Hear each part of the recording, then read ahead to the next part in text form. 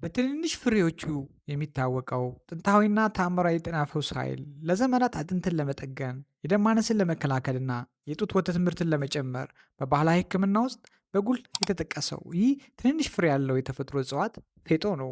ፌጦ ወይም ጋርደን ክረስ በሳይንሳዊ ስሙ ሌፒዲየም ሳቲቨም ይባላል። በኢትዮጵያ በህንድና በመካከለኛው ምስራቅ ለዘመናት ጥቅም ላይ ሲውል ቆይቷል። እናም ዘመናዊ ሳይንስን አሁን የባህላዊ እውቀት ትክክለኛነት እያረጋገጠ ነው።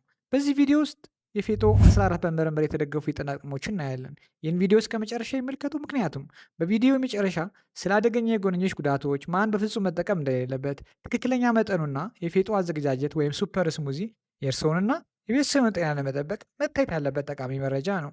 በዓለም ዙሪያ ጋርደን ክረስ ወይም ሌፒዲየም ሳቲቨም ተብሎ የሚታወቀው ፌጦ ቀላልና የበርበሬ ፍሬ የመሰለ ትንሽ ቢመስልም ለሺህ ዓመታት ሲያገለግል የኖረ የተደበቀ መድኃኒት ነው። በኢትዮጵያ ባህል ከፌጦ ጋር የተያያዘ አንድ አባባል አለ። እሱም ለማንኛውም ፌጦ መድኃኒት ነው ይባላል። ታዲያ ይህ አባቶቻችን እውቀትና የአባባል ከዘመናዊ ሳይንስ ጋር እንዴት ይገናኛል? ቀጥሎ እናያለን።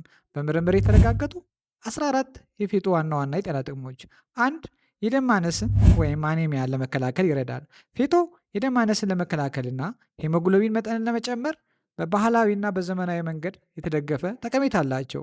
ለዚህም ዋነኛ ምክንያቱ በአንጻራዊነት ከፍተኛ የሆነ የብረት ይዘትና ቫይታሚን ሲ ምንጭ መሆናቸው ነው።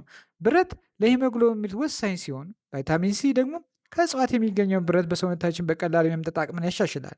ይህም ባዮሎጂካዊ የሆነ አስደናቂ ጥምረት ይፈጥራል።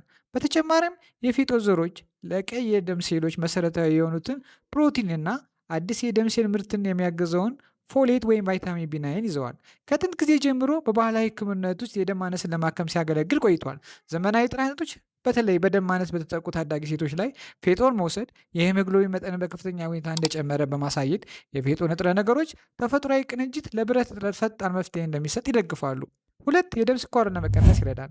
በርካታ የእንስሳት ጥናቶች እንደሚያመለክቱት የፌጦ ውሃና ሜታኖሊክ ወይም አልኮል ተዋጽኦች ከምግብ በፊት ያለውን የደም ግሉኮስን ይቀንሳሉ፣ የኢንሱሊን ስሜታዊነት ተግባርን ያሻሽላሉ፣ እንዲሁም የፓንክሪያስ ወይም ጣፊያ ህብረ ህዋሳትን ይከላከላሉ። እንዲሁም ሌላ የእንስሳት ጥናት እንደሚያሳየው ፌጦ የደም ስኳር መጨመርን ያዘገያል እና የኢንሱሊን ተግባር ያሻሽላል። ይህም ፌጦ ውስጥ ባሉት ፍላቮኖይድ፣ ግሉኮሲኖሌትስ ውህዶች እና የፋይበር ይዘት ምክንያት ነው። ሶስት ጡት ለሚያጠቡ እናቶች የጡት ወተት መጨመር ምርትን ይጨምራል። ለትውልዶች በተለያዩ ባህሎች ያሉ አዋላጆች የወተት አቅርቦትን ለመጨመር ፌጦን መጠቀም ይመክሩ ነበር። በሰዎችና የእንስሳት ላይ በተሰሩ ጥናቶች ፌጦ የጡት ወተትን መጠን መጨመርና ከጡት ማጥባት ጋር የተገናኙ ማርከሮችን ወይም አመላካቾችን ለማሻሻል ይረዳል። ይህም ተጽዕኖ በውስጡ ባሉት ፋይቶስቴሮሎች፣ ፋይቶ ኤስትሮጂኖች እና አስፈላጊ ፋቲ አሲዶች ምክንያት ነው። አራት የአጥንት ስብራትን ለመጠገንና የአጥንት እድገትን ለማገዝ ያገለግላል። ፌጦ የተሰበረ አጥንትን ለመጠገንና የአጥንት እድገትን ለማገዝ በባህላዊ ሕክምና ውስጥ በስፋት ጥቅም ላይ ውለዋል። ይህ ጠቀሜታ በውስጡ ባለው ከፍተኛ የካልሲየም፣ ቫይታሚን ኬ፣ ፕሮቲን እና አይሶቲዮሲያናትስ ውህዶች የተቀናጀ ተግባር የተነሳ ነው። ካልሲየም እና ቫይታሚን ኬ የአጥንት መዋቅርን ለመገንባትና ለመጠገን ወሳኝ ሲሆኑ ቫይታሚን ኬ ካልሲየም በአጥንት ውስጥ በትክክል እንዲሰበሰብ ይረዳል። በፌጦ ውስጥ ያለው ከፍተኛ ፕሮቲን ደግሞ የአጥንት ህብረ ህዋሳትን ፈጣን እድሳት ይደግፋል። በተጨማሪም አይሶቲዮ ሲያናይትስ የተባሉት ውህዶች ጸረ ብግነትና ጸረ አንቲኦክሲዳንት ባህሪያት ስላላቸው በአጥንት ስብራት ወቅት የሚከሰተውን እብጠት በመቀነስ የአጥንት መፈጠር ሂደት በማነቃቃት ፈውስን ያፋጥናሉ። ይህ ባህላዊ አጠቃቀም በላቦራቶሪ ውጤቶች የተደገፈ ሲሆን የፌጦ ተዋጽኦ በተሰጣቸው እንስሳት ፈጣን የሆነ አዲስ የአጥንት ህብረ ህዋስ መፈጠርና የተሻለ የፈውስ ሂደትን ማሳየታቸው ተረጋግጧል። አምስት የጉበት ጤናን ለመጠበቅ ይረዳል። ለጥናት ሲባል በኬሚካል የጉበት ጉዳት እንዲደርስባቸው በተደረጉ በርካታ የእንስሳት ሞዴሎች ላይ በተካሄደ ጥናት የፌቶ ተዋጽኦች በደም ውስጥ ያሉ የጉበት እንዛይሞችን ቀንሰዋል፣ እንደ ግሉታቲዮን ያሉ የአንቲኦክሲዳንት መከላከያዎችን ጨምረዋል እና የጉበት ህብረ ህዋሳትን ጥበቃ አሳይተዋል። እነዚህ የጉበት መከላከያ ውጤቶች በአብዛኛው የሚመነጩት በፌጦ ውስጥ ባሉ ፖሊፌኖሎችና ኦሜጋ ስሪ ፋቲ አሲዶች ምክንያት ነው። ስድስት የደም ግፊትን ለመቆጣጠር እንደ ዳዩሬቲክ እና የኩላሊት ጤናን ለመጠበቅ ይረዳል። የእንስሳት ጥናቶች እንደሚያመለክቱት ፌጦ የደም ግፊት ለመቀነስ፣ የተሻሻለ ዳዩሬሲስ እና በኬሚካል ከሚመጣ የኩላሊት ጉዳት ለመከላከል ይረዳል። ይህ ወሳኝ ጠቀሜታ ሊመጣ የቻለው በውስጡ በያዘው የማዕድን ይዘት ወይም ፖታሲየም፣ ማግኒዚየም በጸረ ኦክሲደንት ጥበቃና በዳዩሬቲክ ፋይቶ ኬሚካሎች አማካኝነት ነው። ምንም እንኳ የሰው ልጅ መረጃ ውስን ቢሆንም የኩላሊትና የደም ግፊት ጠባቂ ምልክቶች የፌጦን አስደሳች ተጨማሪ ምግብ ያደርገዋል። 7 አንቲኦክሲዳንትና ጸረ ብግነት ባህሪ አለው። ፌጦ እንደ ጋሊክ አሲድ፣ ካፊኒክ አሲድ እና ካምፌኖል ባሉ ፖሊፌኖሎች የበለጸገ ነው። የላቦራቶሪና የእንስሳት ጥናቶች የፌጦ ተዋጽኦዎች አንቲኦክሲዳንት ኢንዛይሞችን እንደሚያሳድጉና የኦክሲዴቲቭ ውጥረት አመላካቾችን እንደሚቀንሱ ያሳያሉ። 8 ካንሰርን ለመከላከል ይጠቅማል። የህዋስና የላቦራቶሪ ጥናቶች እንደሚያረጋግጡት ግሉኮሲዮኔሮሎች እና ተረፈ ምርቶቻቸው የካንሰር ህዋሳትን እድገት በመግታትና አፖፕቶሲስ ወይም የህዋስ ሞትን ለማፋጠን ይረዳሉ። 9 ለሰውነታችን ጠቃሚ የሆነ የምግብ ምንጭ ነው። ፌጦ በተለያየ የምግብ ይዘት የበለጸገ ነው። ከፕሮቲን እንደ ላይሲን ያሉ አስፈላጊ አሚኖ አሲዶች፣ ከቅባት አልፋ ሊኖሊክ አሲድ እና ኦሜጋ ስሪ፣ ካርቦሃይድሬት እና ማዕድናት የያዘ ነው። እነዚህ ኦሜጋ ስሪ እና ጥቃቅን ንጥረ ነገሮች ለአንጎል ስራ፣ ለማስታወስ ችሎታ እና ለአጠቃላይ ሜታቦሊክ ወይም ስርዓተ ልመት ጤንነት ጠቀሜታ አላቸው። 10 የወር አበባ ዑደትን ለመቆጣጠርና የማህፀን ጡንቻን ለማነቃቃት ይረዳል። በተለያዩ የባህል ሕክምና ስርዓቶች ዘንድ ፌጦ የወር አበባ መዘግየትን ለማስተካከል እንዲሁም ከወር አበባ ጋር የተያያዘ ህመም ስሜትን ለማቅለል ያገለግላል። ይህ የሚሆነው በውስጣቸው ባሉ ፋይቶስትሮጂንስ፣ ፍላቮኖይድስ እና አልካሎይድስ በመሳሰሉት ንቁ ውህዶች አማካኝነት ነው። እነዚህ ውህዶች የማህፀን ጡንቾችን የማነቃቃት ባህሪ አላቸው። በዚህ የማህፀን አነቃቂ ተግባር ምክንያት ነፍሰ ጡር ሴቶች ከፍተኛ መጠን ከመውሰድ ሙሉ በሙሉ መቆጠብ አለባቸው። 11 የምግብ መፈጨትን ያሻሽላል። ፌጦ ጄል የመሰለ በውሃ የሚሟሟ ፋይበር የያዘ ነው። እነዚህም በጨጓራና አንጀትን በማለስለስ የሆድ ድርቀትን ይከላከላሉ። አልካሎይድስ እና ተርፔንስ የተባሉ ውህዶች ደግሞ ጡንቻን ዘና በማድረግና ተቅማጥን በማስቆም ችሎታ አላቸው።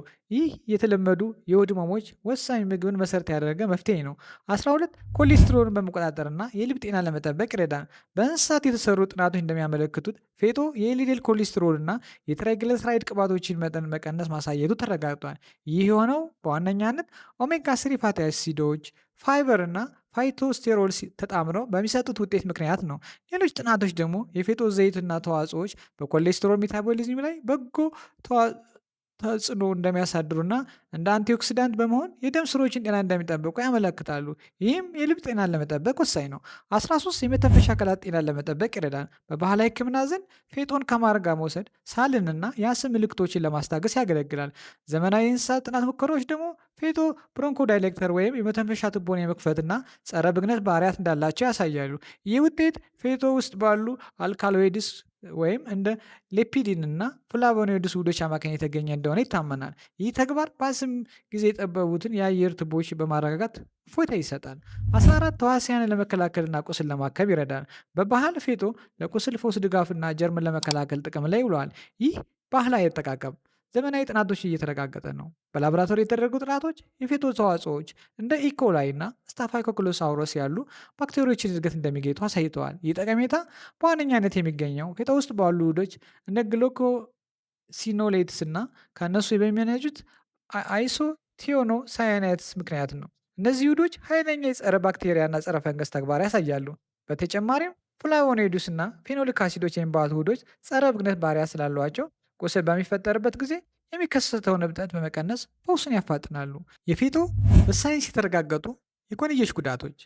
ፌጦ በአብዛኛው በአመጋገብ መጠን ወይም ካሎሪ ዶዝ ሲወሰድ ደህንነቱ የተጠበቀ ቢሆንም በተለይም በከፍተኛ መጠን ወይም ቴራፔውቲክ ዶዝ ሲወሰድ የሚከተሉት የጎንዮሽ ጉዳቶች አሉት። 1 የታይሮይድ ተግባር መስተጓጎል ያመጣል። የፌጦ ጎይትሮጄኒክ የሆኑ ንጥረ ነገሮችን ይዟል። እነዚህ ንጥረ ነገሮች የታይሮይድ አዮዲንን የመጠቀም አቅም ላይ ጣልቃ ሊገቡ ይችላሉ። የታይሮይድ በሽታ ያለባቸው ወይም የታይሮይድ መድኃኒት የሚወስዱ ሰዎች መውሰድ የለባቸውም ወይም ከሐኪሙ ጋር መመካከር አለባቸው። 2 በእርግዝና ወቅት የጤና ቀውስ ሊያመጣ ይችላል። ፌጦ የማህፀን ጡንቻን የማነቃቃት ባህሪ ያለው፣ ይህም የወር አበባን ሊያመጣና የፅንስ መቋረጥ አደጋ ሊያስከትል ይችላል። ነፍሰ ጡር ሴቶች ፌጦን በምንም መልኩ በሕክምና መጠን መጠቀም የለባቸውም። 3 የደም ግፊትንና የስኳር መጠንን መቀነስ ሊያመጣ ይችላል። የፌጦ የደም ስኳር የሚቀንሱና የደም ግፊትን ዝቅ የሚያደርጉ ውህዶች አሉት። የደም ስኳር ወይም የደም ግፊት መድኃኒት የሚወስዱ ሰዎች ፌጦን ከመድኃኒቱ ጋር አብሮ መጠቀም የደም ስኳርን ወይም ግፊትን ከሚገባው በላይ እንዲቀንስ ሊያደርግ ይችላል። 4 የኩላሊት ጤናን ሊጎዳ ይችላል። በአንዳንድ የእንስሳት ጥናቶች ላይ ፌጦን በከፍተኛ መጠን ሲመገቡ የሽንት መጠንን መጨመርና አልፎ አልፎ ባዮኬሚካዊ የኩላሊት ለውጦች ሊያስከትል እንደሚችል ታይቷል። የኩላሊት ችግር ያለባቸው ሰዎች ወይም የሽንት መጠን ለመጨመር መድኃኒት የሚወስዱ ሰዎች መጠኑን መቆጣጠር አለባቸው። ለአብዛኛው ጤናማ ሰዎች በቀን አንድ የሻይ ማንኪያ ወይም ከ2 እስከ 5 ግራም የፌጦ ፍሬ ወይም ግማሽ የሻይ ማንኪያ ዱቄት መጠቀም ደህንነቱ የተጠበቀ ነው። መድኃኒት የሚወስዱ ከሆነ ወይም ስር የሰደደ በሽታ ካለብዎ ፌጦን ከመጠቀም በፊት ሐኪሙን ማማከር ተገቢ ነው።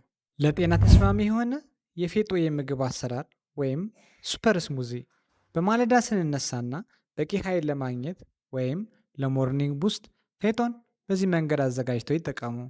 አንድ የሻይ ማንኪያ የተነገረ የፌጦ ፍሬ፣ አንድ ሙዝ፣ አንድ ኩባያ ወተት፣ አንድ የሾርባ ማንኪያ ማር፣ 3 ቴምር፣ ግማሽ የሻይ ማንኪያ የተፈጨ ዝንጅብል እና ትንሽ እርድ በመጨመር በጁስ መልክ መውሰድ ይቻላል።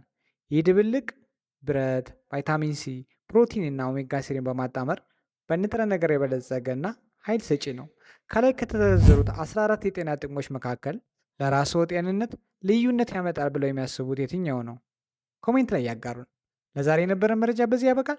ይህ መረጃ አስፈላጊና ጠቃሚ ነው ካገኛችሁት ላይክ፣ ሼር፣ ሰብስክራይብ ማድረግና የደወል ምልክቱ መጫን አይርሱ። ሁልጊዜ ጤናማ ህይወት፣ ስኬትና ደስታ ከእርሶ ጋር እንዲኖር ከልብ ይመኛለሁ። በሌላ አዲስ መረጃ እስከምንገናኝ ቸርን ሰንብት።